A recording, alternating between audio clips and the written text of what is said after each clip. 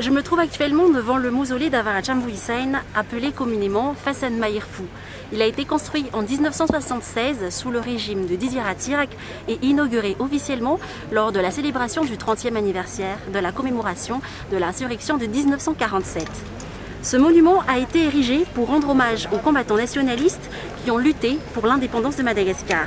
Ce sont les corps de 4 militants nationalistes choisis parmi les victimes des événements de Muramang en 1947 qui sont les premiers à y avoir été transférés le 28 mars 1977. Plus tard, ces dépouilles seront rejointes par celles entre autres de Jean Ralémont, mais ce mausolée, qui est à la fois une nécropole et un mémorial, n'est pas réservé aux seuls combattants nationalistes. Des hauts dignitaires du pays sont également inhumés à cet endroit, notamment des hauts responsables sous la Deuxième République. On peut par exemple citer l'ancien Premier ministre Joël Rakout-Malal, l'ancien ministre du Développement rural Pierre Radzona, ou encore l'ancien chef d'état-major de l'armée populaire, le colonel Alphonse Rakout-Niraine.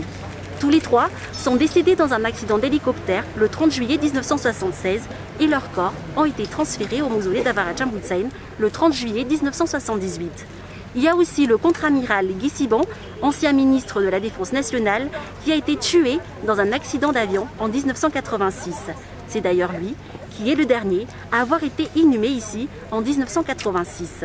D'autres militants nationalistes et hauts responsables politiques se sont vus proposer une inhumation au mausolée d'Avaratjambu Hussein, mais ceux-ci ont préféré être enterrés auprès de leurs proches. L'amiral Didier Attirak est le premier président à être inhumé dans ce mausolée.